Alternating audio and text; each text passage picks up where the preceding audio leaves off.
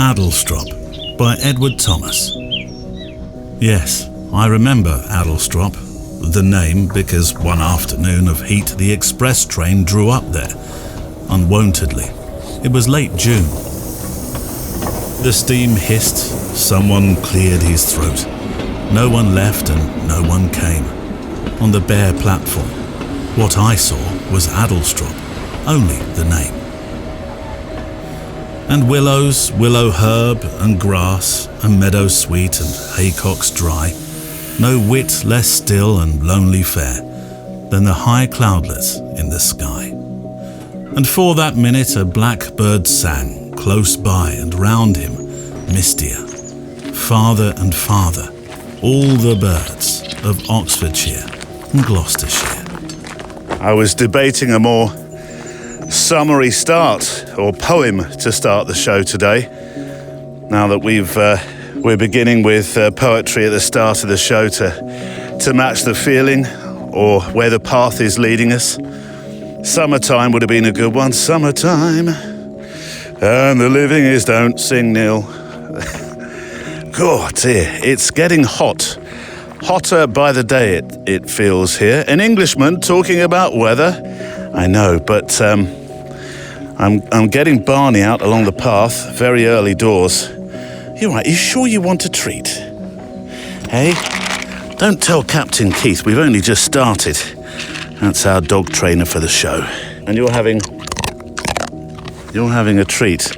I got a letter the other day from somebody who said, are you sure Barney should be having that many treats? And I wrote back and said, don't tell him, but actually, it's kibble.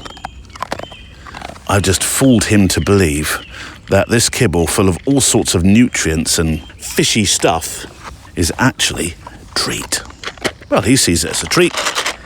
But yeah, we're getting out very early doors at the moment because we're having a heat wave. In my part of the UK anyway, we're having a heat wave. I saw a note the other day that expressed anybody walking their dog after 9 o'clock of a morning is a total... I couldn't possibly, of course, keep the last word in, but I think you can probably fill the gap for yourself. So today, yeah, it's the third week in a row that the show, in essence, is on the road. We were printing in the Photogravure studio. Come over the side, pups. There's a cyclist coming. Come here. Come on. Good boy. There we go. Morning. Enjoy your ride. You're right. Come on, pups. Yeah, the first week of the 3 in a row was at the Photogravure studio in Inverness at the Highland Print studio. Second, last week, we were on the Scottish retreat. I must just say on that note, the Scottish retreat for 2027, barring, of course, all deposits being received, is full. It's done. There's a reserve list open on both weeks, but the Writing and Photography week and the Photography and Photogravure week, done, full. Within a couple of days, really, of the formal announcement. So thank you so much, and I'm looking forward to spending time with you if you're coming on those retreats. I know there's a bit of time between now and then, and we have perhaps some other announcements to help those who couldn't come with us, but I'm so grateful for those that have signed up. So last week was the Scottish Retreat Week. As you joined us, making our way around the glens and the highlands and Lochside, and then this week, totally different. An English summer fair, a steam rally. Well, as you're about to find out, not totally a steam rally. It's called the Dene Rally. It's been going almost 2 decades.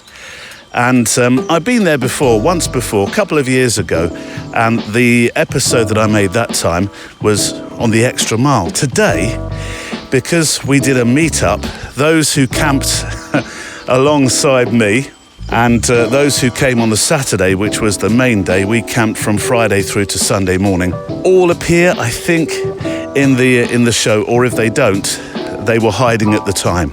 So I wanted to take you really to an English summer's fair. You might say, is that a photo walk, Neil? Well, yes, it is really, because we walked around in quite strong heat for the whole of Saturday, made our photos and met, I think this is the important bit, met some really interesting people. And that's what you're about to hear. You know, it's refreshing to find places online where creative people are simply sharing their work, ideas and encouragement without everything feeling like it's a race for attention. That's part of what Art Helper is building, and they support this show, which helps keep these walks happening every week. Art Helper is a community for photographers, artists and makers, with a live feed of artwork and discussion, artist profiles, creative networking and a growing global directory celebrating human-made work. It's free to join at arthelper.com/sign-up. arthelper.com/sign-up. There's also a direct link waiting for you on today's show page.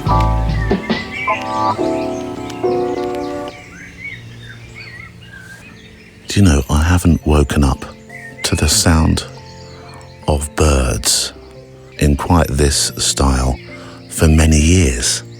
Last time would be when I used to go camping with Mum and Dad. I've learned something though, that if you have, there's a very slight incline that I've been in this tent that I've been leaning into, because my left shoulder it's almost been like it's supporting me, stopping me rolling over. So I'm going to have to change the position of my bed. But yeah, isn't it nice to wake up to the birds?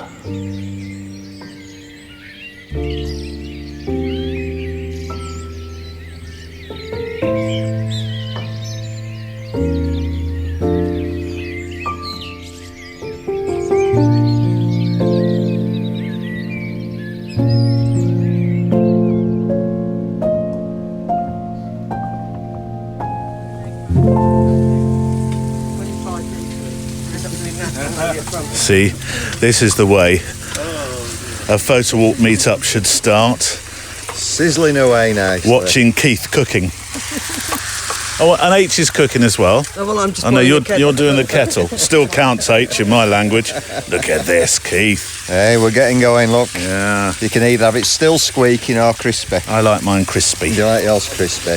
Bacon crisp. Oh, you've got mushrooms in there as well. Some mushrooms. Did you collect those this morning from that field? Yeah, the magic. The magic yeah, ones. I was going to say, just be careful. Oh, the pictures will be interesting by lunchtime, won't they? Hey, last time, Mally, I was watching somebody cook eggs was Giles last week, and he was getting very angry because the eggs weren't doing what they were told to do. This is going well. What are you doing turning them upside down? Is that a northern habit? Well, turn them over. Turn your eggs over. Do you? I want to seal the yolks. You don't get snotty eggs. There we go. Well, I suppose for the buns. Look at that. Look at that. We're turning eight up on them When now, I say just to look keep- at that, no one can actually. Neil has a habit of doing a podcast where he thinks everyone can see. Ah, yeah, but what's when going you read books, the same thing happens. You imagine, don't you? You can hear it, you can see it, you can taste it, you can touch it by clever words or descriptions. There you go. We're done. All the eggs are now prepared. They just need a balm. A balm, not a tea See, cake. we've all got different words for what the bun should be. In the south, it's bun. In the north, it's tea cake. Tea cake. But a tea cake is a sweet thing, though. No, it It is. A tea cake, H, has currants or raisins or whatever in it, doesn't it? That's a currant bun. Yeah, currant bun, I suppose so. Tea cake. It's a nation divided by two languages. Or three. Possibly language, four, yeah. actually. This looks great, though, Keith. We're getting there. Oh, listen to this. Listen to this. Oh, amazing. Look at all the hungry eyes watching you. Everybody sleep okay? Very well, thank you. Yes, always do, especially when I'm away from home.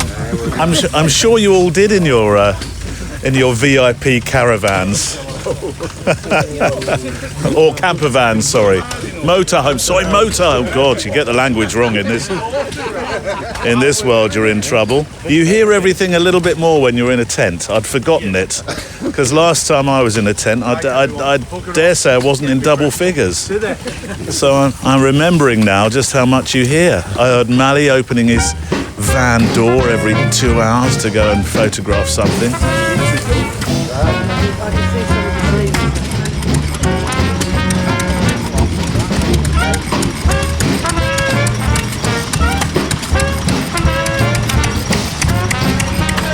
One of the reasons we're here doing our meet-up in this particular place at a steam rally is because of H, aka Harriet.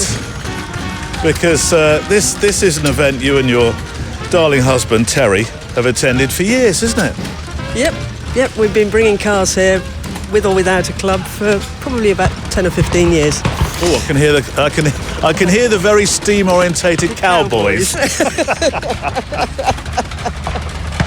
I bet our photographers are over there photographing this. Shall we make our way that way? Yeah. What would you... there's petrol heads. What would a steam head be called? What are you called? I mean, because there's definitely a kind of person that comes to these things. Because you're a very tight group. You're very much a community. Oh, yeah, those steamy people, I think you call them. You need to work on another title. Well, perhaps so. No, that's what we've always called them. Has it grown much, the show? It has. It's become more organised, more friendly, more cars, more miniatures. We never get very many full-size traction engines because somebody's decided to have an event on at the same time. Right. So, we've lost out to them. But yeah, it's grown year on year, I think, and the amount of people through the gate, it's grown.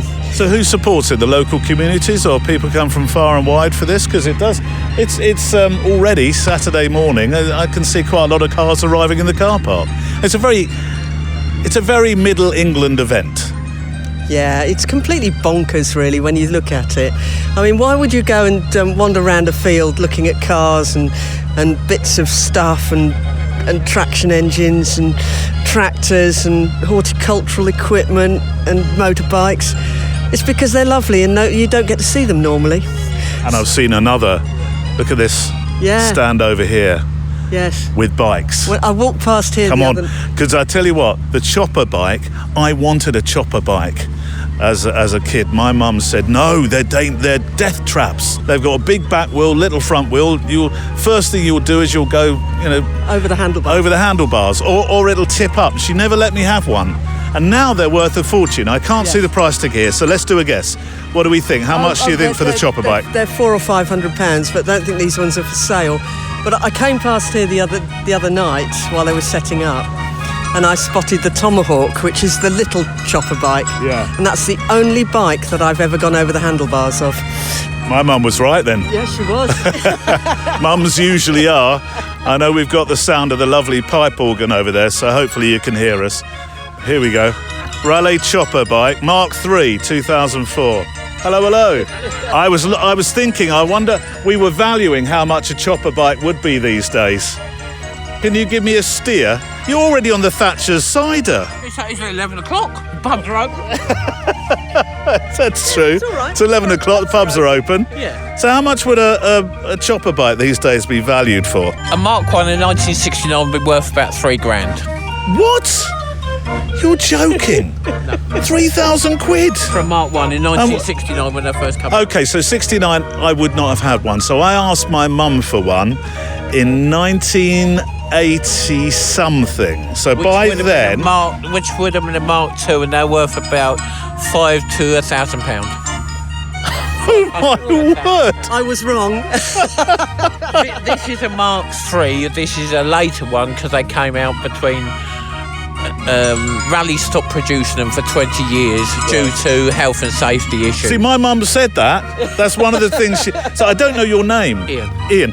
My mum said to me, Ian, she said, you're not having one of those, it's a death trap. You'll either go over the handlebars or you'll tip it up and fall off the back. Yeah, so the Mark II, they stopped producing with the long seat because you'd be able to take 2 passengers. That's what they don't want you to do. And then they had the gear selector in the centre, which means that the young boys would lose their anatomy.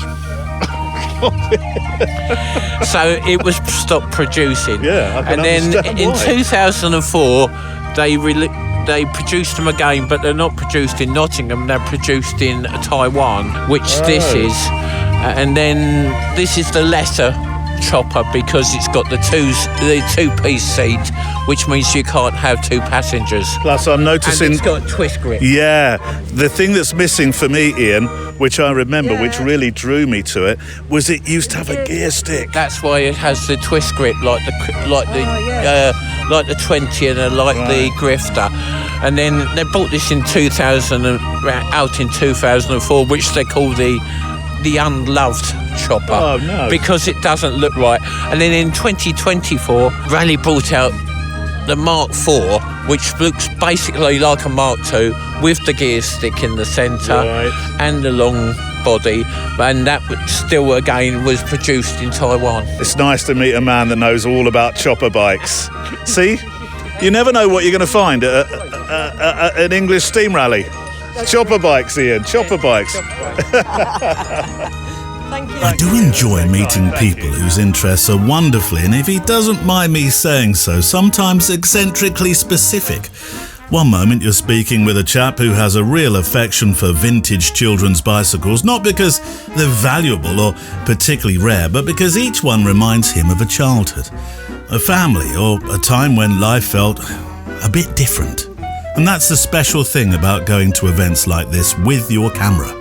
And make sure you visit the show page today for episode 537 on photowalk.show, because there'll be pictures from many of the stories you're about to hear. Places like this are fantastic if you've ever fancied photographing people but felt a little unsure about striking up a conversation. The camera becomes almost, secondary. Ask somebody what they're exhibiting or how they came to own it or why they love it, and before long they're telling you stories you never expected to hear. And though you may not hear me making lots of photographs, know this, I was. This is, if you will, a very easy window into, how to find common ground when you have that camera over your shoulder. It's the perfect place for a photo meetup, actually, because photographs tend to look more natural when they're made in the middle of a real conversation, not an arranged one. Talking of people with wonderfully focused passions, I'm about to wander over and meet a gentleman whose love is classic British cars. Now, if the words British Leyland make you come out in hives and instinctively think of questionable build quality and jokes about electrical faults, do not worry, you are not alone. That's partly what makes enthusiasts so interesting. You see, they have a knack for looking past the reputation and seeing the character and the history, and there's plenty of history in the next story. Let's go and find out what keeps that fascination ticking, shall we?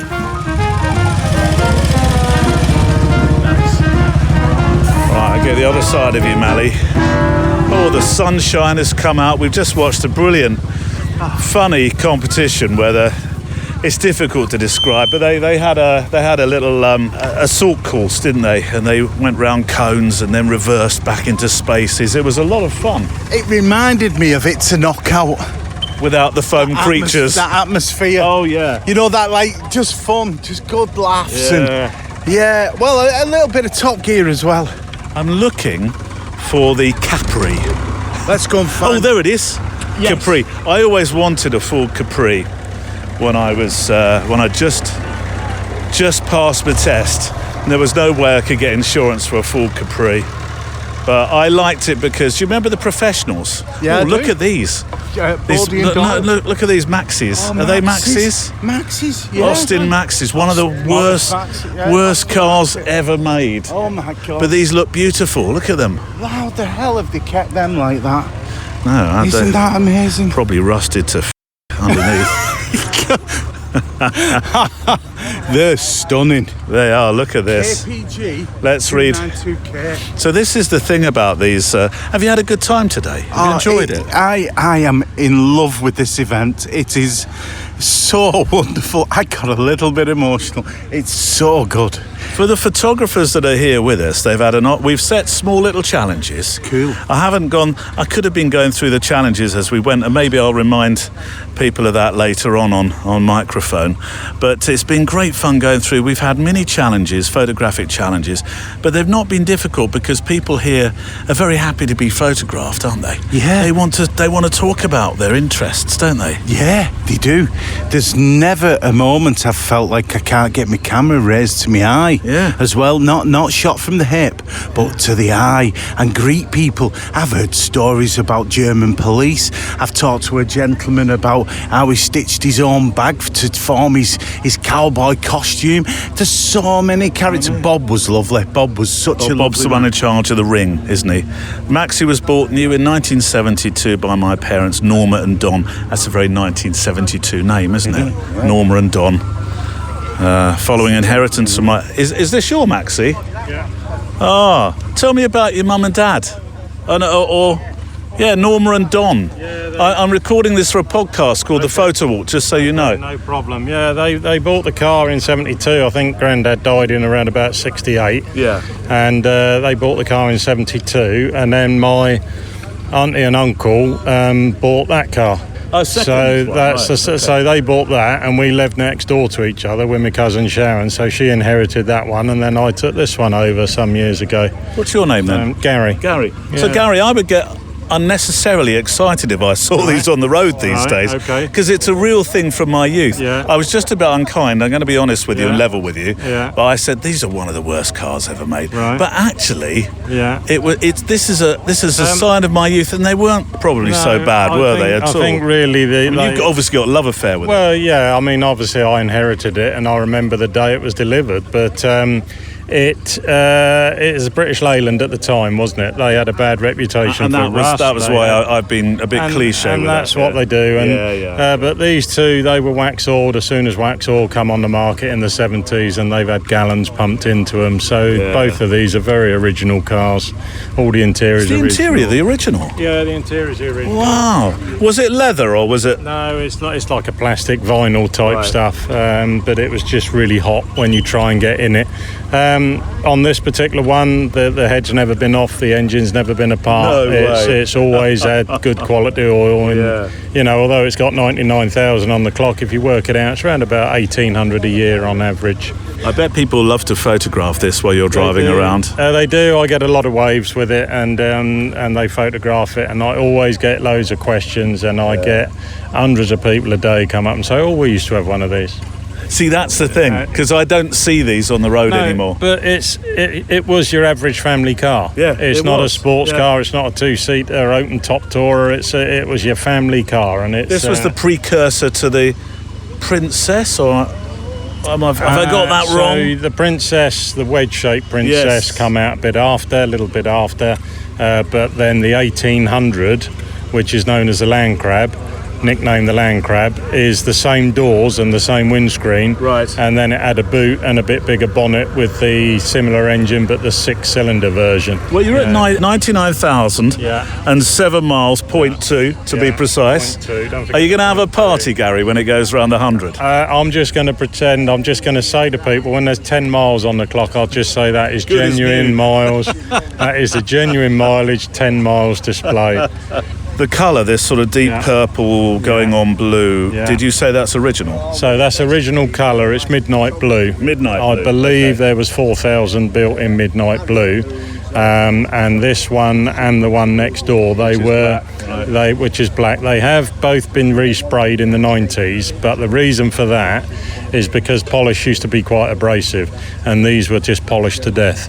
Look There at you that go. speed, by the way. 0 to 60 in a mighty 15.5 seconds. I'm very careful when I drive it. That sort of with It's that, like a rocket, with Gary. that sort of performance, you got to be careful. Oh, it's an Yeah. absolute joy to see one of these. It really, really is. It's really 0 to 60 in about a week and a half. It feels like it. You could bring up a family in the time it gets to 60. I say it's underpowered. Underpowered, is it? Well, it is what it is, but it's if it had more power, it'd be nice. But it's not a sports car. Why do you come to shows like this, Gary? I've been doing What's the shows- draw? I've been doing shows since the late 80s, and it's just nice to speak to people. This nice and to- others. Yeah. I have a pre-war Austin, and I have some motorbikes and that. But the cars I show, I've been coming to this one for, I don't know, over 10 years. Yeah. And everyone talks to me, and people have got stories because this is their family car. You get people. You get to hear some And amazing I had stories. some young lady come to me and she said, I used to sit in the back and my father was driving and I was sitting in the back behind my father. I said to her, would you like to sit in the back? She got all upset. I didn't realise her father had only died 3 months previously, and it Gary. brought back the memories. But it's the memories, that is what triggers it. Yeah, I mean, for me as a 10-year-old, when I laid in the back, so in 76, what was I, 12? And I laid in the back, and it was, and it's really uncomfortable falling asleep in the back, and the print on the seat is embedded in your face when you wake up, and it's just like the memories of being a kid, isn't it? So, Well, I disrespected it when I first walked over, That's okay. and then I saw this beauty of the story of my youth, and then I read the story, and I've completely changed my mind. It's so easy to remember Leyland cars as being something that actually, it meant a lot to so many people in the UK because that was our car. That's right, but Leyland had a bad reputation. Don't forget, this was like the 3-day week when we had all the strikes. The metal was terrible, the build quality was terrible. But I can say, Gary, they don't make them like this anymore. That's true. Whichever way you look at it, They don't make 'em whether like you're in this favour of it or you're not, they don't make them like this anymore. You're right, yeah. Well, since I mentioned it, I probably should say that the micro photo assignments or challenges that we set during the day will be on the show page. On photowalk.show, just look for episode 537, the Dene Rally episode. Maybe some of these micro assignments could float your photographic boat in the future. There was hands-on, photos when hands are the focus of the picture, nothing more. The Stranger, a portrait where you came away with a picture, their name, and something interesting about them. A very sound picture, a photograph you could hear by the image made. A texture hunt, Mind the Gap, which was a vignetting exercise in terms of a photograph within another frame. And then 1955 to 1975, where the picture could have been made during that time. Nothing in the frame is modern. There's no phones, no modern clothing, no signage. You get the idea. And I'm actually about to, embrace that and stretch the concept by going back a couple of 100 years. Before that, though, thank you to the new sponsor we have, helping to keep this show alive and not become vintage itself. Well now, I would hazard a bet that most of us have photographs sitting on hard drives that mean something to us, something special. Photographs we've travelled to faraway places for, or moments of quiet, like the photographs we make in nature. We have these amazing photographs, but we've never really done anything with them since, well, who knows. But they just sit there on the hard drive, looking at you. And that's one of the reasons I like Silver Grain Press. They specialise in helping photographers turn our digital files into something tangible. Beautifully made photo books, exhibition quality prints on Hahnemuller paper, using pigment inks and solid hardwood frames that give your photographs a permanent place beyond a screen. If there are pictures you've been meaning to print, perhaps this can be the nudge. Visit silvergrainpress.com. That's all one word, silvergrainpress.com/photowalk, where you will receive 15% off your first order. That's silvergrainpress.com/photowalk. Here we go, the authentic Western society. Wyoming's authentic Western society. They're a bit far from home, Phil, aren't they? They are, yeah. I stayed in Montana last year, and we were just down the road from this, and went to a few towns with reenactors recreated sort of towns or towns they've rescued. And if anyone gets to Montana, visit Bannock. It's in the west. It's an old gold mining town. Tens of thousands of people there. Now just a caretaker and 80 buildings. Fantastic, brilliant story to it. Up on the side of a mountain, virtually middle of nowhere. But you get towns. These enactors have got the tents like the sort of army and stuff would have. So I should just explain. We're stood right next to an area that's been roped off for those that celebrate everything about being Western, American Western. Well, not just West, would it? No, it was the American frontier. Frontier, you're right. Yeah, it was a movable feast. America doubled its size in around 1803 from a purchase of land that sort of was massive, and they sent people out. And this is the sort of gear that they would have travelled with: the tents and the outfits, the leather and stuff. What I'm seeing here is essentially what that has sent people out to look for new places to live, to establish new townships. Yeah. I mean, the Lewis and Clark expedition was the big one that went across, and Thomas Jefferson had bought the land for America, but didn't know what was on there. They thought there could be anything, woolly mammoths or anything. But they sent 33 people down rivers in sort of great canvas tents and what they could carry and everything to break a trail, and find out what they've got. And then after that, they had all the wagon trails and stuff that went across as far as Oregon and California. I'm always very careful to mention this, but of course at the time they would have been meeting those that had lived for a lot longer than they had. And that was what caused a degree of tension, wasn't it? It did in some parts, but a lot of the tribes, when they were travelling across, were actually quite friendly to new people. They didn't see them as invaders as such. They saw them as new people, different people.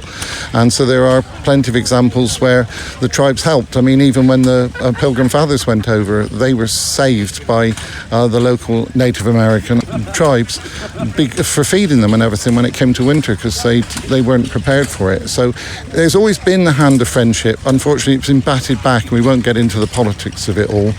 But they didn't always meet sort of hostile sort of people when they were travelling across, definitely. It seems a community. I mean, you've got everything you need within this. Yeah, it's a camp basically, and then some are more permanent than others, and they'd sort of stop, and then if it was near winter time, they'd actually sort of take down lots of the trees and actually build cabins, and then move on once winter was over. And but it was very practical. I mean, they had stoves in there. A lot of the trail, you see, the pioneers pioneered lots of things left on the trail, so people would leave sideboards and family furniture because they realised it was just too much to take. This is more of what it would have been like, so it's really nice to see. How comes you know so much about America, Phil? You don't have what I would call a classic American accent. Not quite, no. Well, you have a Cornish American accent. I live in Cornwall, but my home is America, if I'm honest. My family are in places over there. Do you mean your spiritual home or your actual home? A spiritual home, yeah, I must admit. They wouldn't take me, Neil. I'm too old to be of use to anybody. I don't know, Phil, your razor wit. I'd have you straight away. I'd say sign him up. Yeah, I think I'd be struggling, but yeah, I mean, I've got family over there that we go and stay with for extended sort of periods, and hopefully later on longer. But I just love it out there. Everybody's so welcoming. There's no politics in small towns that we go to in the West. It's all people, and people that are interested in what you're doing, interested in where you're from, and you have proper conversations, and I just love it over there. I did find I did that mammoth drive from LA to New York, and although we didn't have time for logistics, it would never have worked, but I was a bit disappointed we didn't turn off the highways and the freeways, because I was really itching to meet people of smaller towns. The only few occasions where we did, it was truly rewarding. Yeah, of course, you meet different people in different countries and different cities, but it wasn't quite the America that I knew I could meet if I'd have turned off the freeway. Yeah, definitely. The small towns, it reminds me of Cornwall in the 1960s, where you could turn around to somebody and just ask for help and you would get help. Really? It really had that feel. I mean, I was up and down the Oregon coast, but Montana was the same as well. And we've been out a number of times and we've never found it any different to that. That people are just wanting to find out about you. They're very curious people, and admittedly, they're not the people in difficulties. My cousin used to work for one of the states and helping with migrants and the homeless and things like that. So she took us around and showed us the other side of the coin, so to speak, of what a struggle it can be for people. And I must admit, you know, the people we know, the towns we go to, everybody is managing, so they have the time and everything. But yeah, no, it's very much Cornwall in the 1960s. Well, looking at the menu from the, I can't read it properly. Hang on, let me step in. I feel like I'm stepping into their territory now. And there's a gunsmith over there, and he's looking at me. On the menu today, potato and beans, bacon and beans, steak and beans. I think there's a theme. That's definitely a theme. Let's hope it doesn't go down the Monty Python route of not having the other items and only beans. But I always say, if you haven't got a jacuzzi, a tin of baked beans and sit in the bath will do the same job. Oh, Phil, it's a family show.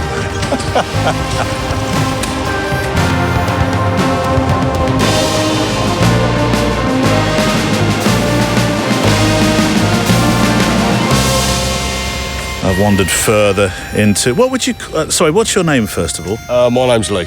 Do you have an American name, Lee? Well, Lee is pretty American, actually, isn't it? My second name's Garrigan, so that's Irish. So my family actually went over to America in the 1830s. Oh, right, you do have a real connection. So, yeah, and that's it. So what I'm portraying at the moment is an 1875 buffalo hunter. Right. So that's what I do, so, yeah. So you'd have been a really important part of this setup, because you'd have been supplying the protein that everybody needed to make their way across the country. The pilgrims. Hunters, most of it I would have literally sort of shot the buffalo, taken the hides, and then sell them. So each hide would be between $2 and $3 each. Oh wow! So it's like that. So mainly for sort of like obviously the fur for people's beds. Obviously we're shipping them over to England as well. Yeah. And also the leather as well, so they could use it for the belts for steam engines. There's a lot more going on than I thought. I was thinking, right, that means Lee's just making sure he feeds everybody, but it's not, is it? No. It's far more involved. This is a commercial thing. Yeah. So I'm literally out for money and that's it. Yeah. So I fought in the American Civil War. Obviously, I managed to survive the war. So by the sort of comes to 1865, I'm at a loose end. It's like, what do I do? Which side did you fight for in the American Civil War? For the Union side. Right. So the regiment that I was part of was the 13th Pennsylvania Reserves. So most of them were sharpshooters, or my company was a sharpshooting company. So I've managed to keep my rifle from the war and decided, what else am I going to do? Now use in business. So now I use in business. So I go out west, find up a company, then we team up with a few of us. So it'll be a couple of shooters and maybe 2 or 3 skinners. And then we basically just go hunting herds. Would you have taken a family with you, or just by myself? Just by yourself. Yeah. How long have you been? It's fascinating. How long have you been in the reenactment? Do I call it reenactment, or what do you prefer for it to be called? Living history. Living history. That's much better. Yeah, living history. So I'm 47 years of age now, and I officially joined a living history group in 1991. Oh, right. Okay. So my dad got me into this, so he used to do Western, so we did that. So I was coming before that when I was a really small child. Yeah. Then he got into the American Civil War, so I also reenact that as well. Right. And then after that, Dad's gone off and done other things. I've sort of stayed with this. My other brother, or 2 of my other brothers used to do it as well. Oh, right. So it is a family thing. Yeah. So over there is... the lady in the brown dress, check dress, that's my daughter's mother. Right. And then my daughter's run off somewhere else. Right. So for us, it is a family thing, and it's just it's just amazing to see. I've also, my daughter's mum, sort of like when we were together, we've gone to Wyoming, Montana, and then just looked around, stayed away from the touristy bits, and then just gone off, see the little towns, the little museums, and that's how we research as well. So we try and keep in contact with guys in the States, the museums, anything from the National Archives. So our plan, as well as we can, is to take a 1870s photograph, and an original one, and then basically present ourselves. So if you took the same black and white photograph, you'd look the same. Well, that is our funny you should say that, because one of the challenges I've got for our photographers today, they don't know this one yet, is to make a photograph. I've called it 1955 to 1975, but it could be 18s, it could be whatever, to make a photograph where you could not tell what century that was taken in, i.e. no mobile phones, signage you've got to be really careful with, no cars in the background, no lampposts. A little bit difficult here. It is tricky, but not in this corner, funnily enough. So I'm going to beat them to it, Lee. And I'm going the metal fence. Okay, well, we'll try and get that out of the picture. I'm going to get a picture of you. Can I do a portrait? Yeah, of course you can. Let me. I've got to take my glasses off. There we go. So maybe doing something. Yeah, well, look at me for the portrait. I like that a lot. I'm going to get back a bit. Just pull the gun towards you a bit so I can get the very top of the gun. There we go. I'm going to do one more of those.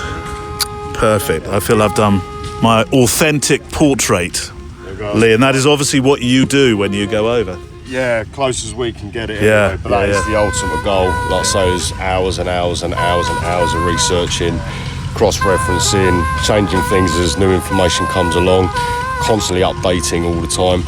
So everything you're wearing now is as close as you can get it to what would have been the authentic way to make it and wear it. Roughly about the 1875 period. Yeah. Fashion's changed usually within about a 5-year period. Yeah. So some of the cowboys in the group, they're more of an 1880s look. So, and that's all down to how they dress, and then there are some guys that are slightly earlier. Well, thank you. I feel I've been educated. Well, as they say, every day's a school day. I'd like to extend a huge thank you to all those who came on the Photowalk meetup this year. Last year, we were at a decommissioned airbase from the Cold War period, where we often walk with a show, with your letters. And this year, it's a steam rally. Next year, well, we may well return here actually, but I'd also like to see if we can take our show to climes more out west, or indeed north, from where I am anyway. Ideas always welcome. 2 stories at photowalk.show. In a moment, a story I wasn't expecting to hear, and it comes from David and Julia, who come with a motorhome to the meetup, staying for 2 nights, as nearly all those who camped out with us did. That's in a mo.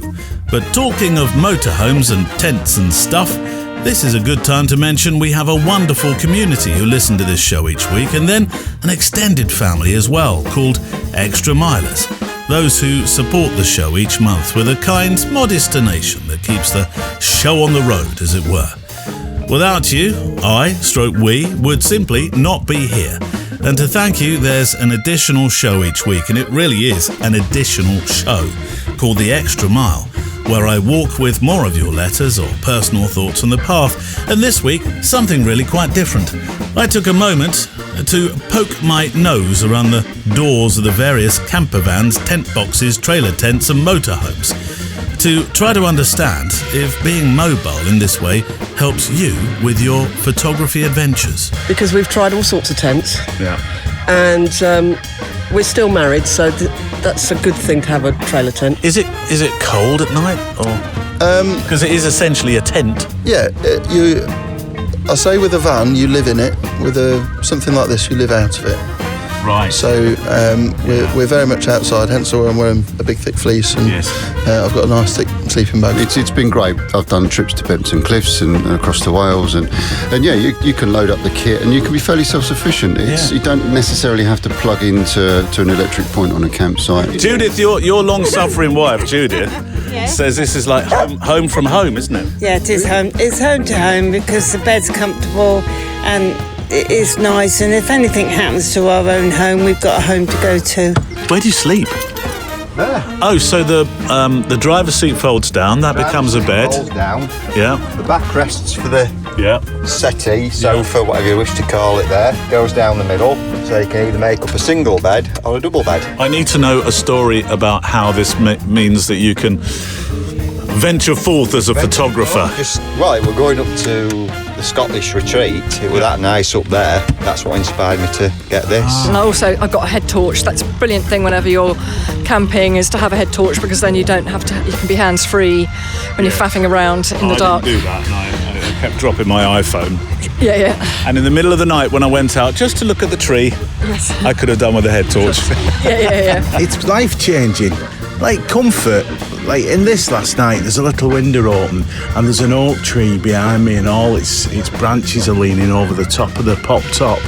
And the waving and movement of the branches and leaves as I was nodding off with the moonlight shining on them. What can I say? I know. That's it for me. So, featuring the voices of those who came along to this year's meetup, that's this week's Extra Mile. How can I hear the Extra Mile, Neil? Well, I'm pleased you asked. Go to the website, photowalk.show, and you'll see the Extra Mile link. And the best thing is, as soon as you're a member, you get access to hundreds of additional shows and our monthly live Zoom meetup. And you can listen to all those shows, new and archive, on whatever app you use to listen to your podcasts usually. It's all very clever. Right, back to the Dene Rally and a wonderful story of legacy. I'm just about to go and take some photographs with the Mamiya C330 professional F twin lens reflex camera. I'm looking forward to doing this. People will have to stay very still because I'm not very quick with it at the moment. But as I passed Julia and David, they were talking about it was a project to do with your father, wasn't it? It was, yes. We found some negatives that belonged to my father in the garage when we were cleaning out after he'd died. And there was a beautiful little list of every single negative as to where it was and when it was taken.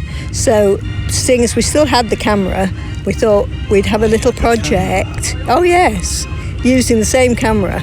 And we had a little project to go and find the same locations and take the same photographs. Oh, what a beautiful idea. It was really good fun. Because what's the camera, David? David can fill us in with the camera. I can't. Come on, David. A half frame, 1935. I want to say something like Electra, but it's a little old folding camera that... Oh, with the bellows? With the bellows, it closes up, and when it opens, it pops out. Yeah. And it's still in perfect working order? And it's still perfect working order. No light leaks? Not that we can see. We've run 3 films through it now. And as I say, we're reenacting Julie's father's journey as a 15 to 19-year-old boy in 1935 to 39.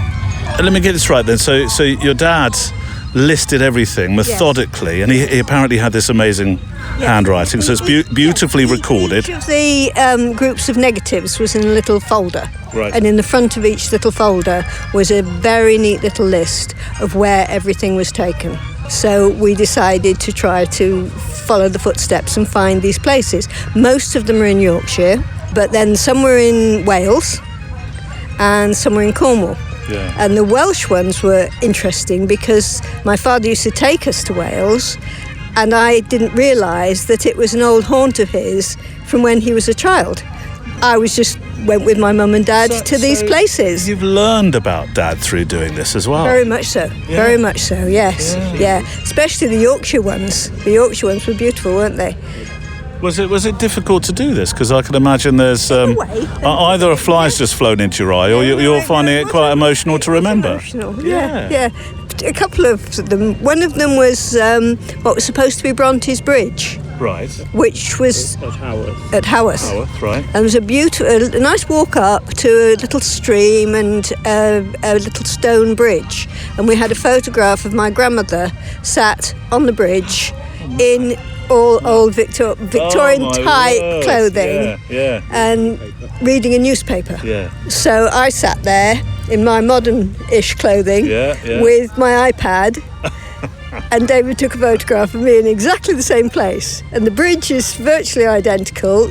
That much time on, it was so adding amazing. a very modern twist to that original. Yeah. You've just underlined. I mean, the beauty of I'm going to say negatives now, but you could, I suppose, yes, you could do a similar thing digitally, but you've underlined the beauty of keeping notes, because unbeknownst to you, it is going to become something very important to future generations. Yeah, yes. But David's made 3 copies of books from them. Oh, you've done books? So my family of each of my sisters has a book, and I have a book. And the other one that was fascinating was a beautiful little church. Can you remember? North Yorkshire, basically on the way sort of from Durham down to York, pilgrimage type of track. Right. And with a small chapel. Yes. But it's a very old church, obviously, and it's got a crypt below ground, which is where this photograph was taken. Do we know why he was making these photographs of these very eclectic locations? No idea. And as a young man, you wouldn't expect him to be going into churches and crypts. There were quite a few churches, quite a few bridges. Quite a lot of bridges, actually. It's obviously the engineering side of it was of interest to him, even at that age. But whether he cycled, some of it was to do with the scouting groups, camping with scouting groups. But fascinating the places that he found when it must have been quite difficult to access them. It wasn't a case of just getting in the car and going and finding them. And the very last one was, that wasn't listed, was it? We didn't know where it was.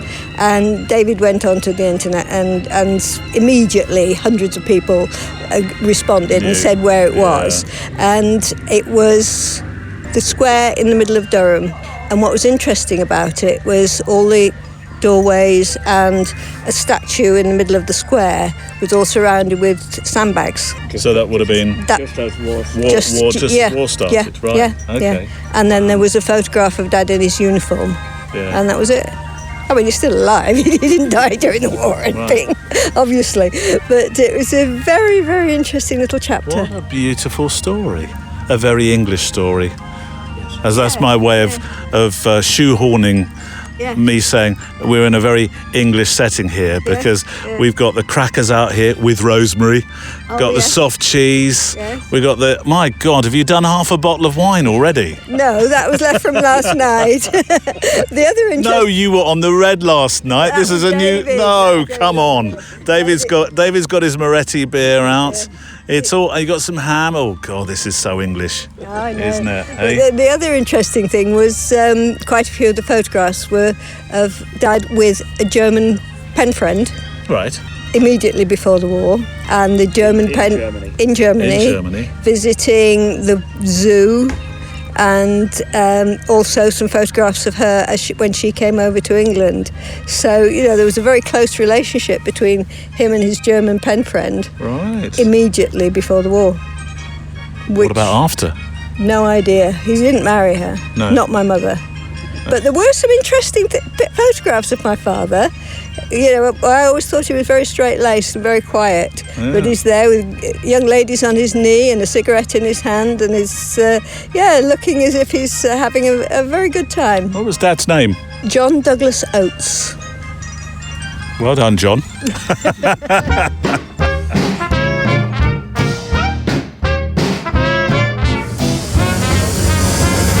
I meant to mention we're doing, I'll try and get this in, Jay, before the ringside commentator starts talking, but we've been doing micro assignments. Oh, there we go.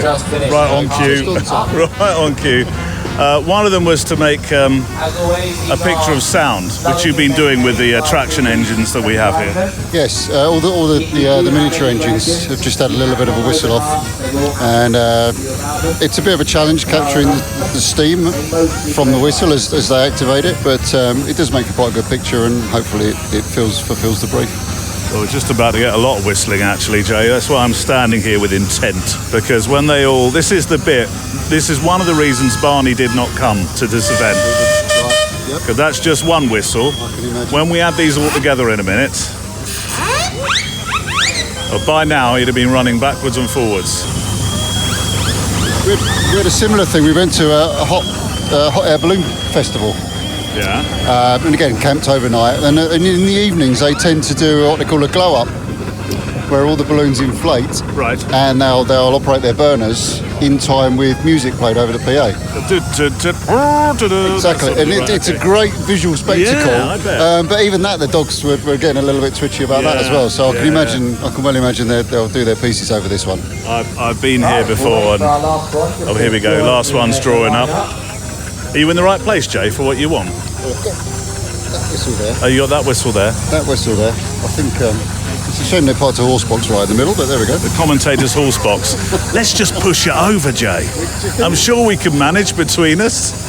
Not? Put a high vis on and you go sit on top of it. That's it, yeah. High vis will get you anywhere.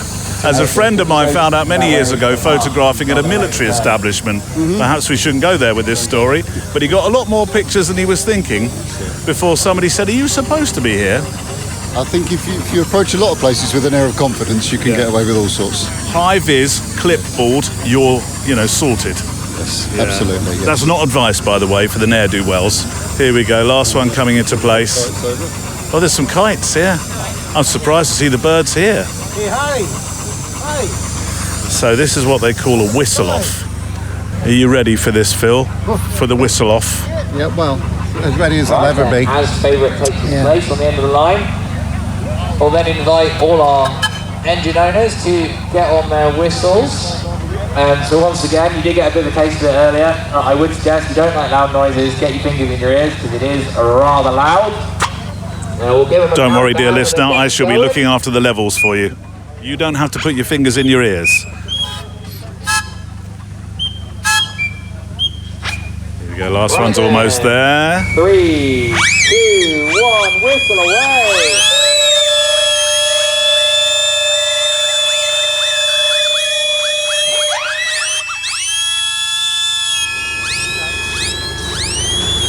So a couple of years ago when I came to this event, I had an opportunity to, I said drive the traction engine, but I was very quickly corrected, steer the track. I'm not driving, am I? No, you're steering, but steering. You're responsible for which direction we take. Have you ever seen Dad's Army? Yes. That one where they go over all the tents? Yes. Let's try and reenact it. What's your name? I'm Keith. Keith, now I know you're not talking to me, but I do need your name. I'm Kevin. Kevin. Keith and Kevin. Come on, Kev. Let's go for it. Right. How much do I turn it, Kevin? Whoa, blimey. Could you tell me when you're next going to do that? It's a single cylinder, it's a bit lively. It's a what? It's a single cylinder, so it's a bit more? Other way. That's it. All right. Straighten up. Round. Straighten up. Keep going. Keep going. Blimey. Have I oversteered, Kevin? It's not as easy as it looks in the movies. Right hand down a bit more. Right hand down? Right hand down. Okay. Yeah. Tell me about the engine, somebody. How old is she? 19. Is she a she or a he? It's the favourite. It was made in 1910 by McLaren's of Leeds. All right. It was their demonstrator engine, and it went to the Brussels exhibition and other exhibitions around, and then in 1912 it was sold to a firm in Hampshire, which was Hillary's Contracting. But was she a working engine? She was a working engine. She worked thrashing, stone crushing, saw benches, hauling loads around Hampshire. She had a hard life. Yeah, and now she's got me. Yep. Oh, do I need to start turning, Kevin? Start turning the handle now. Yeah. Kevin, anytime you want to give a direction, just let me know, mate. Otherwise, those two people in front of us having their cheese sandwich are going to... Oh, hang on, me things drop, Kevin. There we go. That's me oily rag. I need to wear my oily rag, otherwise I don't look like I'm Otherwise part it of it. wears the palm of your hand out. Oh, does it? Yeah. Right. Okay, right, hold on that. They don't know, Keith, how lucky they are. They are eating their cheese sandwich looking all very smug. They were just about to be as flat as their cheese sandwich. Here we go. Start taking the turn off now. I have. Yeah, take it off a little bit more. Another turn. To the right? Yeah, to the right. Yeah. Keep going now. Keep taking it off to the right now. The wheels are pointing the way we want to go. We've just got to let the rest of the engine follow it. Right, okay. I've got this, Keith. I've got it. Yeah. We're going uphill a bit and all the weight's come onto the steering now. Oh, that's why. Yeah. When do we engage the power steering? Another 100 years when they design it. I tell you what, you had to, if you were driving one of these around, you had to be pretty strong. Yeah. Would the driver of, you're driving, Kevin, but would the driver have done this as well? No. So you always a crew of two. Always a crew of two.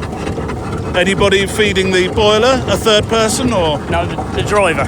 Steersman is only in charge of the direction of travel. The driver does everything else, and the steersman, if he sees something going on, he can stop turn the regulator off. Who's more important, steersman or you? The driver. He's the one that's in charge. What you're saying, Kevin, is I've got a bit part in this relationship. Yes.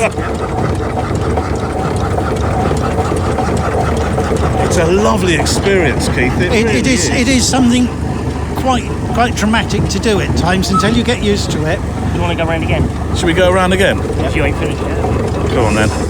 How's that song go, Kevin? Let's go round again. Do you know that song? Right, yeah. Maybe we'll turn back. Something of time. So, Kevin, is this yours? No. Oh, Kevin, I can't turn it. Blimey. That's not mine. I only get to look after it with Keith. Yours then, Keith, is No, it? it belongs to Michael Hillary. All right. A local man. And originally it was owned by his great-grandfather when he ran it as a thrashing machine. What a lovely history of family story. Yeah, it was sold out for scrap, but he saw it about 40 years ago and bought it back into the family. Oh, lovely. And he's now owned the engine for over 40 years.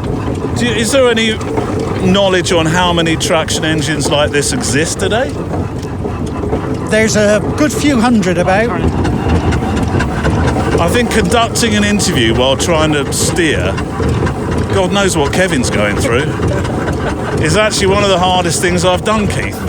I've actually flown with the Red Arrows and interviewed at the same time, and I can tell you that was easier. That was easier because you're not having to work out your steering, which is not an easy steer. There is a classic interview in the air somewhere with me just going, "Ah!" It's a lovely smell, isn't it? Yes. It's a completely different world. Oh, I think I could get used to this. Yeah.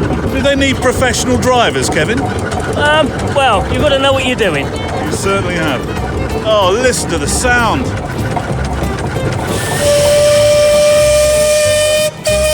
Well, that's not the only time I get to drive a traction engine on this show, but I did mention I'd set some challenges, photographic ones, to flex your picture-making muscles, to practice and to try newer or less ventured challenges, as Vicky was finding out. Have you enjoyed yourself? I have. It's been, I think I emailed before came about I was going to be using this to have a go at a few more candid portraits and portraits generally, and you would actually set us.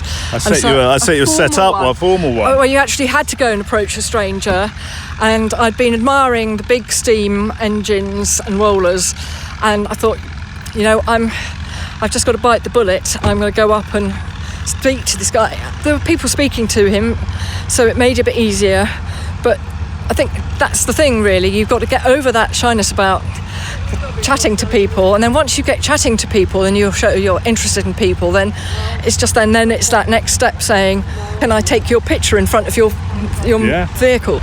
And then that was no problem. I think the more you do it, the more it probably you feel a bit confident. I don't know. Yeah, I think that's why this event is probably very good for for getting some confidence doing more formal portraits, because people generally are going to be more likely to say, what, my vehicle? Why not? Yeah. You know. Did you get some And I have candids? some pride in, and I did get some candids, Yeah. and because this has been brilliant for not obviously just the people visiting, but the actual characters of the people that have come here with their stalls or the cars they're exhibiting, and so I've got lots of nice ones, and clearly you can see it's an event for them as much as anything else, catching up with friends who are into the same, you know, have the same passions as they do. And we have been lucky with the weather. Some people say it's too hot, but you know, but sitting out in their collapsible chairs, having some, just, you know, enjoying the sunshine, chatting to people as they come along. It's it just has been some great characters. Yeah, the tractors in the background now. It sounds like an English country fair, Vicky. It does, and there's 2 fields of it, and it ranges from engines of about, well, I don't know, a metre off the floor, through to something which you stand up and look at the people that are way higher than you, which can steam it. But There's a lot of pride.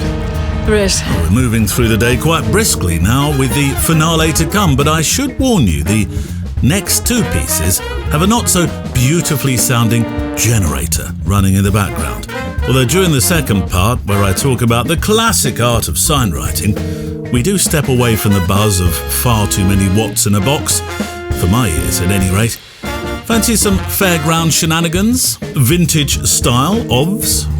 I'm not really sure about what I'm looking at, Steve.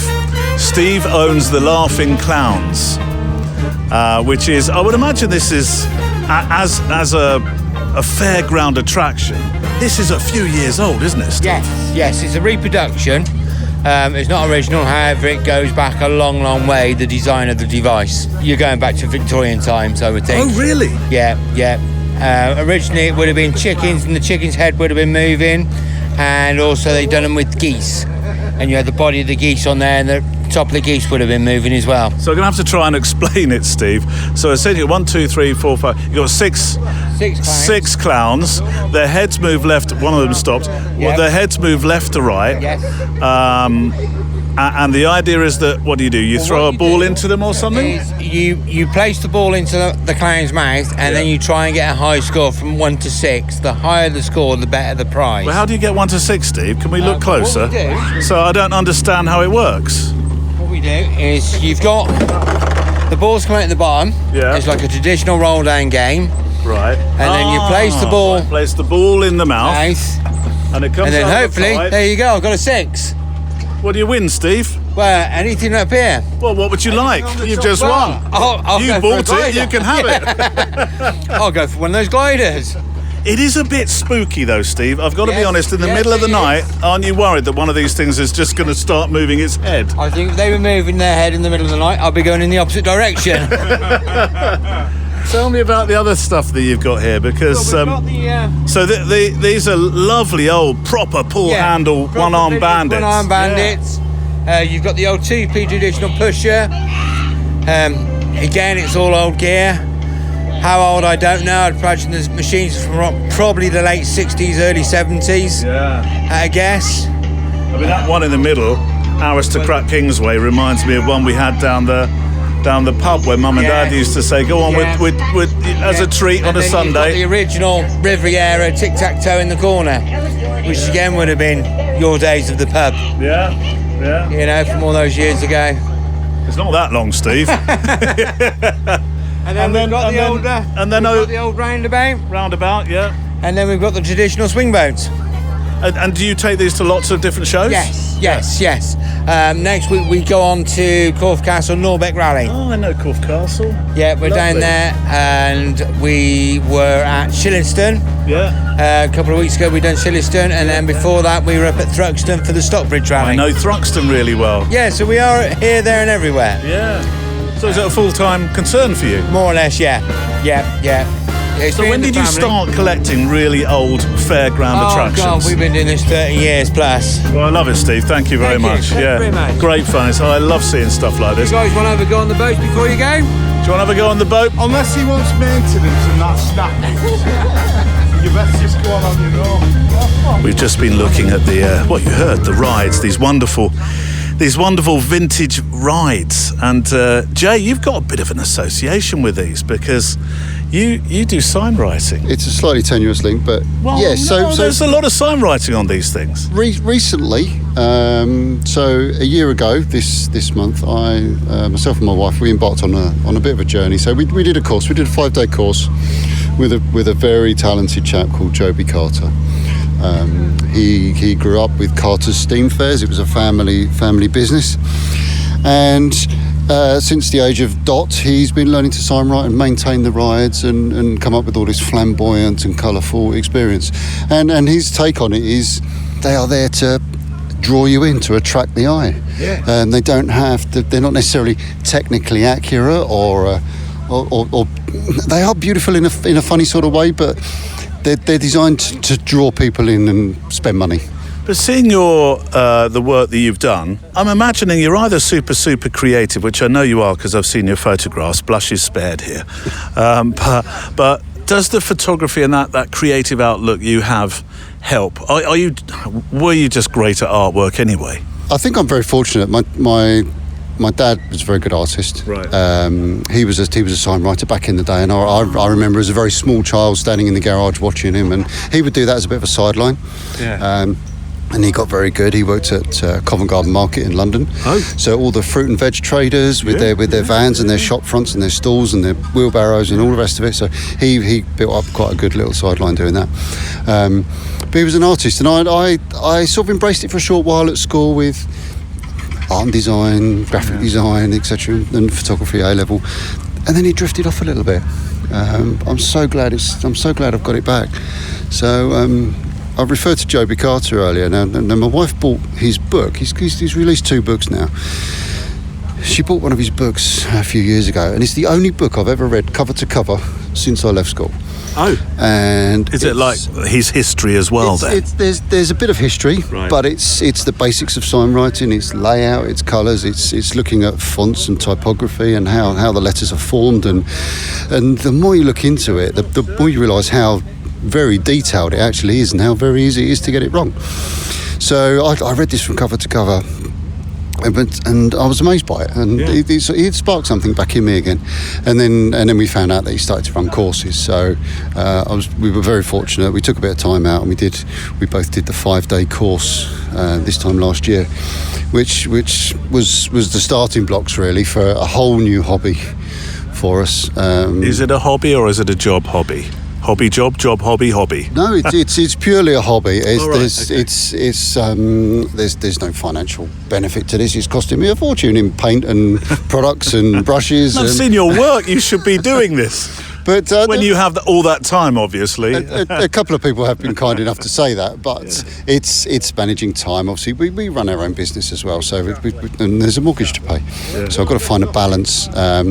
But most evenings a week, I will either be painting a sign, developing a film, printing some pictures, editing some photos. Oh. There'll be some kind of creative outlook for me, I think, just to get away from the day job, which we enjoy doing. It's hard work, but it's enjoyable. But it's nice to have that creative outlook. And coming to the fair that we've done this weekend. So Steam Fair is not traditionally my kind of event, but I knew there would be lots of things along those lines to look at.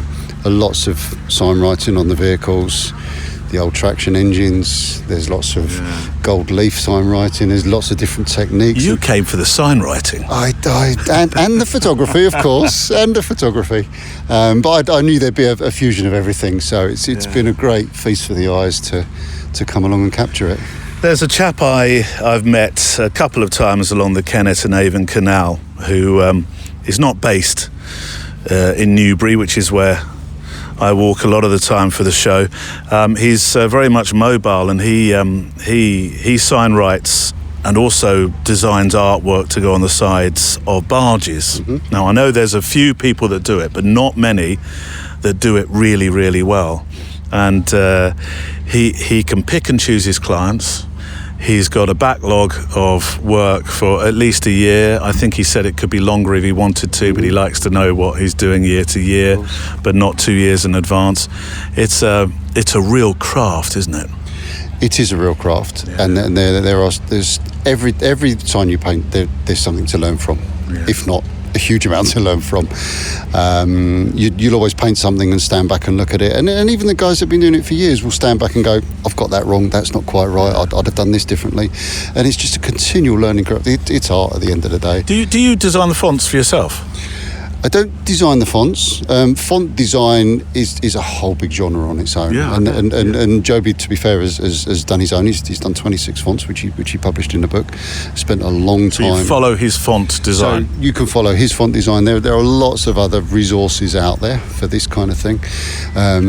Lots of historical books have some fantastic artwork in. Yeah. Particularly, we bought recently some old French lettering books, which have reproduced a lot of the French sort of Art Nouveau and Art Deco and those kind of artworks and fonts, and it's amazingly intricate and decorative. It's fascinating. The more you get into it, the more it's a rabbit hole. It is, and then it's not just the fonts. You got to choose the layout and the colours, and do you put a block or a drop shadow on it? Do you blend the colours together? Do you mix your own colours? It's a huge No wonder thing. you're spending so much money on paint. God, it's a lot of trial and error that goes on. Be honest with me. I know you don't do it for clients, but you must have done signs for friends or what. Have you ever had a situation where you thought, right, we've got that, nailed it? The lettering spacing, I know, is a particular skill in this whole thing. Mm-hmm. Have you ever got to the end of it, stood back and thought, I left an E out? I've never actually missed a letter. I've got to be honest, I've never missed a letter, but spacing is a big issue, and you can be working so close to it at times. You often have to take 5, 6, 7, 10 steps backwards and take a look at it from a distance, because ultimately they're designed to be looked at from a distance. Yes. They're designed, as these fairground rides are, to draw you in from the other side of the field. Oh, I want to go and see what that is. So looking at them from 30 centimetres away is not what they're designed for. So although technically you want to get it as accurate as possible because it looks nice and clean and crisp. Yeah. But I've never missed a letter, but there's been quite a few errors in terms of the spacing and the layout and things I would do differently. Yes. Well, I say you may not have gathered that I really want to have a barge one day. I've talked about it a few times along the towpath. If I ever get a barge, Jay, how much are you going to charge me for? It won't be the photo. Well, it could still be the Photowalk. Well, let's say it's HMS Photowalk. How much are you going to charge me for sign writing my entire barge? Well, I think the bacon butties were quite good this morning. I think a bacon butty might just do it. You're such a cheap date. Deal.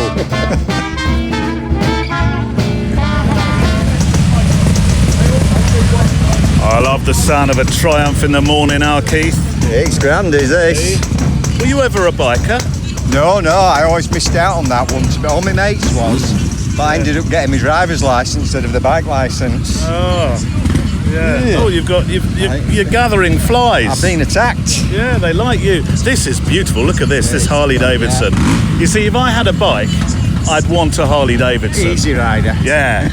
But I see it at Daytona Beach. Not quite the same on Thatcham High Street.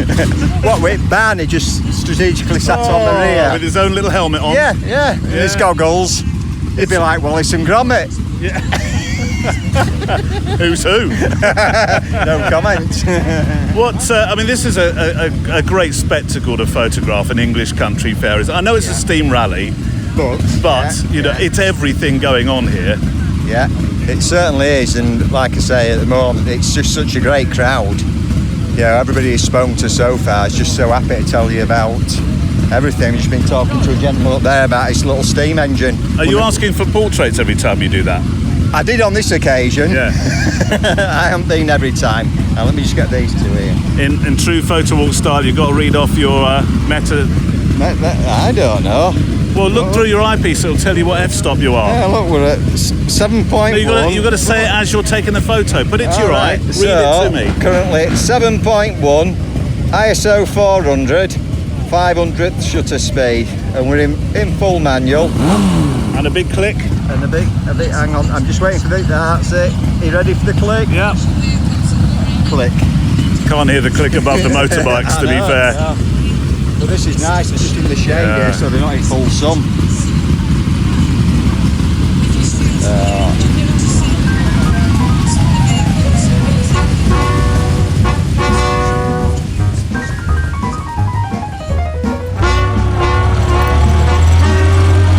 2 years ago when I came, I said to Harriet, I said, oh my God, Harriet, look, that's my granddad used to have that car. Ah. Not that actual one, No. obviously. No. Sorry, slight diversion, silver Ford Corsair, I think. I said, I've never been in a ring, and I've forgotten you had a car which you take into the ring. We're in a, come on, tell me all, I know it's a midget, and that's about as much as I know. 1962 Mark 1 midget. MG midget. MG. Now, I heard somebody mistakenly say the other day while I was walking around it, called it a frog eye. Oh no, the frog eye was parked 2 up. Frog eyes have eyes. Yes. Yeah. Well, I suppose she has eyes. Yeah, but not like a frog eye. No. So does she have a name? Yes. Smudge. Of course. Dear Smudge. So we're driving into the ring to be an exhibit. Exhibit A, H and Neil. And a beautiful midget. So we're part of the classic car lineup. Shall I wave at people as we go by? If you like. In a regal fashion. So are we classic cars or are we vintage cars? No, I know the answer to this, but we had this discussion last night during the barbecue. No, definitely a classic car. Yeah. What makes a classic, not a vintage? Because to me, she could feel vintage. Well, she could be. I mean, she's older than I am, but it's all about the dates, and Terry's the one to tell you about the dates. Do you drive her around much? Do you get pleasure driving her? Not as much as I should, but I do. When I do drive her, I do get pleasure, as does Terry. So, you know, it's. Can this be an everyday car? Yes and no. It depends on your commute. Yeah. I bet you get admiring glances, though, don't you? Not as many as in the frog eye. Oh, really? Oh, yes. So you had a frog eye? No, we've got one. Oh, you've got one? Terry's car is the frog eye. Mine is the midget. I feel like we should break the rules and go round again. I wouldn't dream of it. I'll get into trouble. We've been round once, and now I think the chap with the microphone comes into the middle and asks you questions. I tell you what, that next to us, that Wolsey. So that, I don't know if it. Yeah. That's some dodgy thing joined me. Oh. Good grief. So that car that's next to us, I'm pretty sure looks, if not the model, but just like the models of the cabs in Kolkata in India, the famous yellow cabs that are gradually, sadly, being phased out. Yeah. Are you looking it up? I'm Are you looking it fact up. checking me? Yeah, I'm Kolkata. 1963. I think they're called the Princesses, actually. Well, tell me what it is, and then Studio Neil can join in. All right, Studio Neil. It's a 1963 Wolseley 1500 Mark III. Right. Studio Neil, were those cars used as taxis in Kolkata? Well, no, they weren't. I know they look like them, but the car you're thinking about, well, might be thinking about, from a trip to Kolkata with a show earlier this year is the old Hindustan Ambassador. Oh, of course it was. Based on the British Morris Oxford, a design that found a second life in India and became part of the country's identity. From 1962 onwards, thousands were painted bright yellow, and they became Kolkata's famous taxis, a symbol of the city itself. Modern regulations and the passage of time mean their numbers are now dwindling. Well, that's almost time up on the show for this week. I hope you've enjoyed being with us on this Photowalk meetup, But I am with a traction engine, which seems rather fitting, seeing that this is a rally that champions the once king or queen of the road. We'll end the show with a play-out song, some period-sounding jazz today, actually. Something where you can imagine people coming together to celebrate the most wonderful English event, a steam rally with a sprinkling of cowboys, knights in armour, who I must meet next time. Artists, tractors, classic cars, vintage cars, warm ale, cold ale, vintage fairgrounds, plus small and large full-scale traction engines. In particular, one called Dorothy. I will see you, I hope, at the next meetup. Keep your eyes peeled on the website. Sounded like fun, I hope, didn't it? Bring a tent, a smile, and an open, curious mind and pair of eyes.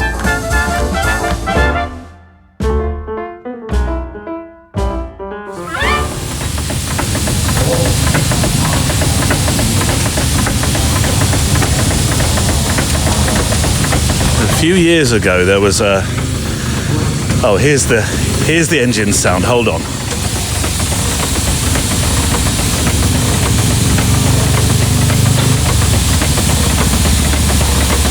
There was a song made out of engineering sounds. I can't remember the song, I'd have to look it up. But it was one of the most hypnotic things I think I've ever heard. This rhythm, and then it sort of melded into other things. Dorothy is a song that I made up. So this is called Dorothy, this traction engine. Yes. 2 years later, since coming here for the first time, I have now learned not to say steam engine. Oh, well done you, yes. I've made advances. Oh, well done you. Yes, this is a Garrett 4CD, so she's probably the smallest full-size engine here today. Right. Well, yeah, working one, yeah. But yeah, she has a definite rhythm, and I sit here as I'm waiting for her to build up steam pressure, thinking through things. And so if you listen to the rhythm, let's see if I can get it. My name is Dorothy, and nothing bothers me except a lack of steam. I'm red and green and yellow and whatever. And how did it go? Red and green, red and black and yellow and green. I'm a good little pulling machine. Something like that. I've forgotten the words. It's been a while, but tick, tickety tick, tickety tick, tick, Yeah. tick, tick, tickety tick, tick, tick, tick. Yeah, I can hear it. my name is Dorothy, and nothing bothers me except a lack of steam. I'm red and green and I got to end in green. I'm red and black and yellow and green. I'm a good little pulling machine. Operatic. It is. Has she got enough steam for a whistle yet? She does, yes, and she has a very loud whistle. She has a siren. Oh, it's one of those whoop, whoop, whoop ones. Yeah, it's a whoop, whoop, whoop, but it's just really loud and obnoxious, so block your ears. Oh, right, okay. You ready? I'm ready. There we go. Let me do another one. Brilliant. Did you hear him do it yesterday? No, I didn't. Malcolm, owns the engine. Woo, for me, please. Malcolm, we need a bit of music. Jill says you do a particular Dorothy tune.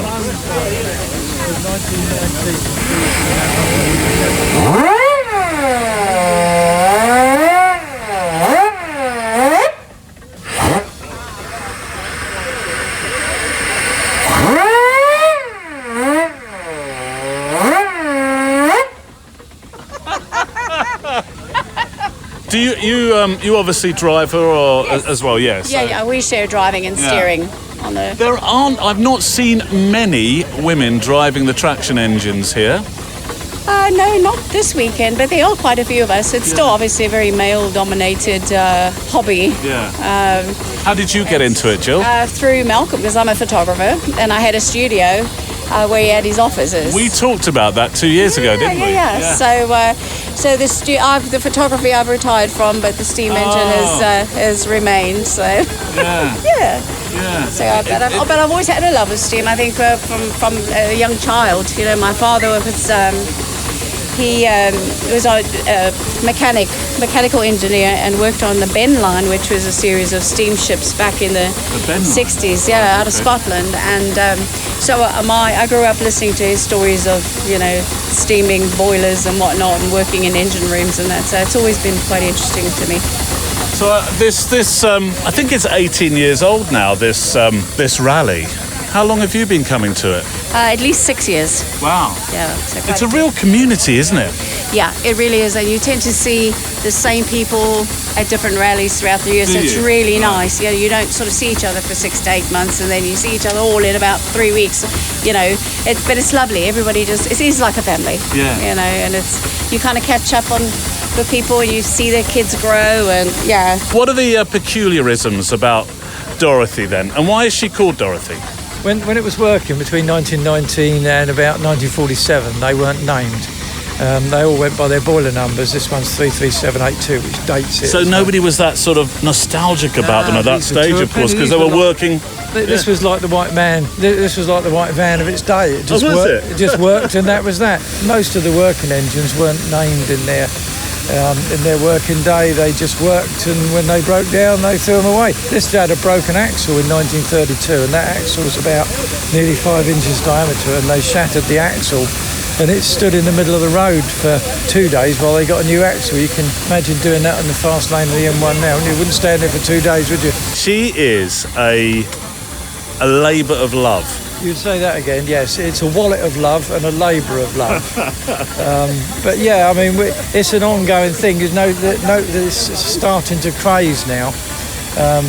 But certain bits of it, like the belly tanks on all the boiler cladding, that's all been repainted. I did all that in varying stages. But this is the original paintwork, and it's starting to craze. And this winter's job is to take the wheel off, take that gear guard off, rub it all back and repaint it, because not just the painting, it takes build up of brush paint. You've got to be an engineer to look after these, haven't you? I mean, you're electrical. There's a lot of electrical engineers, funnily enough, that I meet that have this habit. Yeah, I've got a habit of spending money, so it's just a matter on what, isn't it? It's got to be booze or traction engines, isn't it? Probably safest for the latter. Malcolm, do you mind if I would you both be able to get up there? I'm old, but even I can manage it. Yeah. If that's what you mean. Go on, jump up, Malcolm. Let's get a picture of you. Would you like to go for a ride after that? Oh, I'd love to go for a ride. Blimey. But are we allowed to go in the ring? Or do we just trundle around anywhere? Yeah, trundle around anywhere. Oh, wow. Right, I'm going to get a picture of both of you. You'll need to, because I've got a manual focus.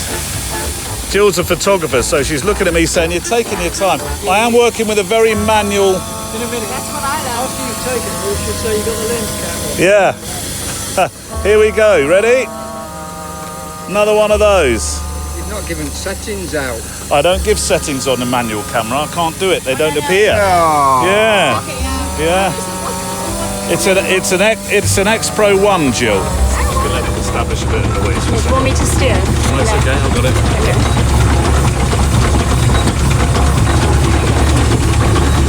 Hey, look at me. This is a real treat. Second day in a row I've been driving a traction engine. I'm with my favourite traction engine driver in the world, Jill. Hello, Neil. I'm glad you're having fun. Oh, I am. When you said, would you like to go for a spin, I thought, she doesn't mean it, does she? She's the Pope Catholic. Yeah. Oh, I can understand why this is something you love doing. Oh yes, it's so sociable, but it's just such an interesting and challenging hobby as well. And it's I think it's come with a lot of challenges. And this is my 10th season, and I earned my wings, so to speak, in about my 6th year. And I sort of learned everything that I had to learn from a very basic standpoint. But, every time you get on the engine, you learn something different. Do you? Something new happens. Really? And you think, Can you? Yeah, oh, absolutely, yeah. And, there's a lot of things that can't be demonstrated until they actually happen. you know, like priming the engine on our way to Romsey one year, and you just heard bang, bang, bang, bang, and Malcolm saying, pull over, pull over. And we had to let water out onto the road, and, you know, it was, you know, and I just felt awful about it. But he said, you know, it's not something any of us haven't done before several times. Do you drive this on the roads quite? It doesn't arrive on a low loader? No, we drive it everywhere. So we only do local rallies, yeah. So what happens when you've got a queue of traffic behind you? Oh, I just smile and thank them as they go past occasionally. Or, you know, we do try and do try and pull over. Yeah. Should we go down this way? Shall we? Yeah. Right, turn. Where's the power steering, Jill? No, I've got it. Okay. We'll try and avoid going over the children. Yeah, that would be a good idea. Makes a mess of the engine. And I just got done cleaning it. It's just a nice paint job as well. It would be such a shame, wouldn't it? Yeah. And the tyres are relatively new, so we're trying. You have to have a certain gallows humour to do this. Yeah, I think so.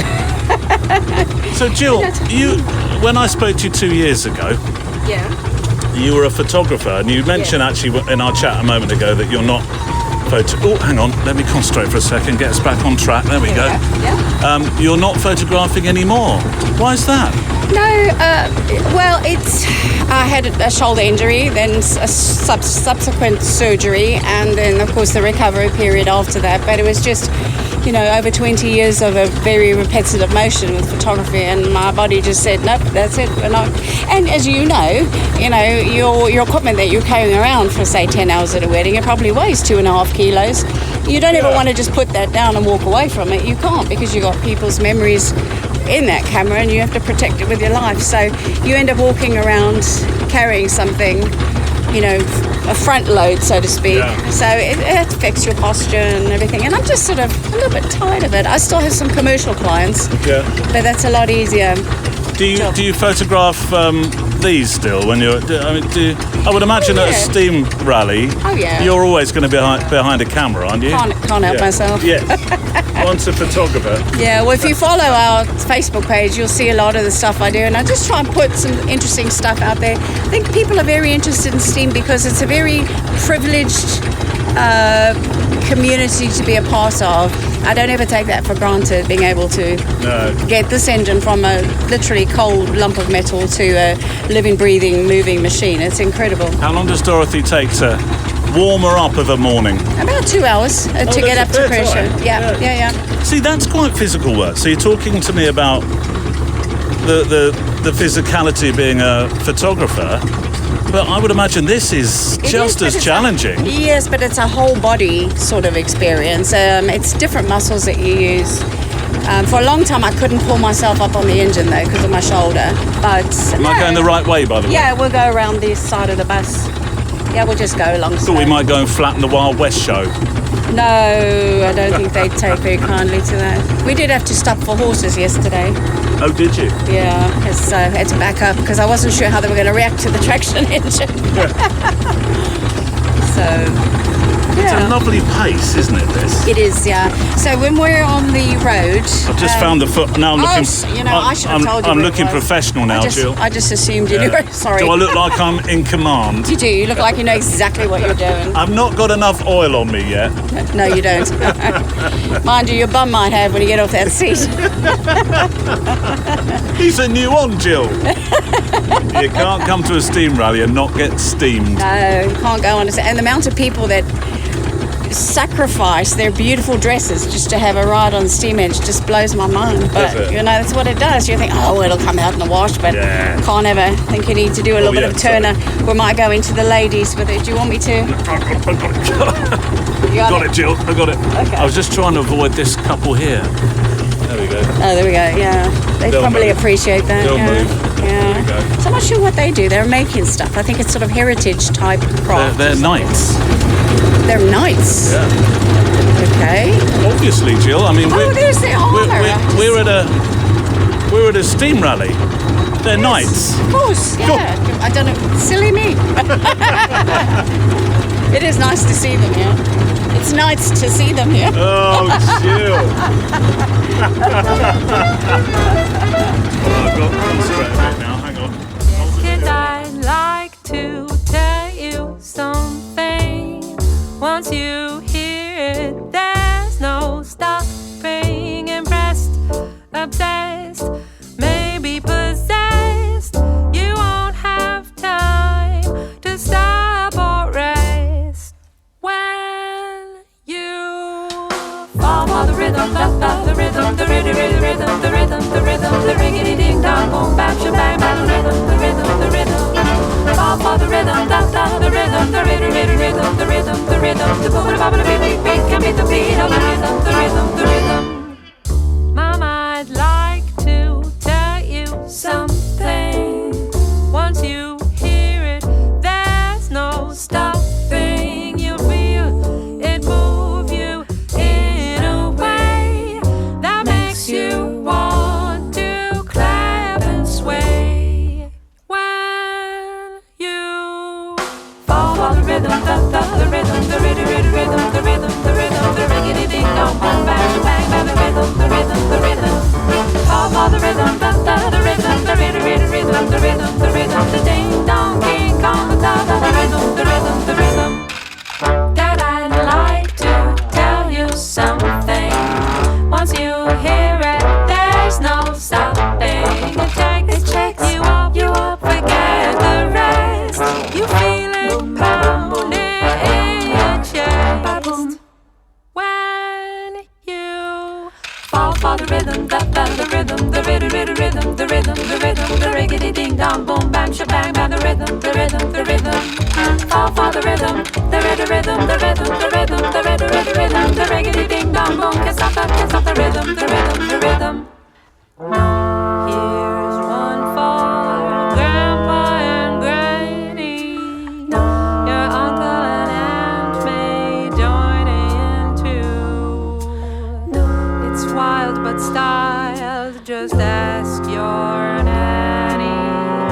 Just come along and join the crew when we fall for the rhythm, the rhythm, the rhythm, the rhythm, the rhythm, the rhythm, the riggedy ding dong boom bam shabang bam, the rhythm, the rhythm, the rhythm. Fall for the rhythm, the rhythm, the rhythm, the rhythm, the rhythm, the rhythm, the bop, beat, beat, beat, can beat the beat of the rhythm, the rhythm, the rhythm.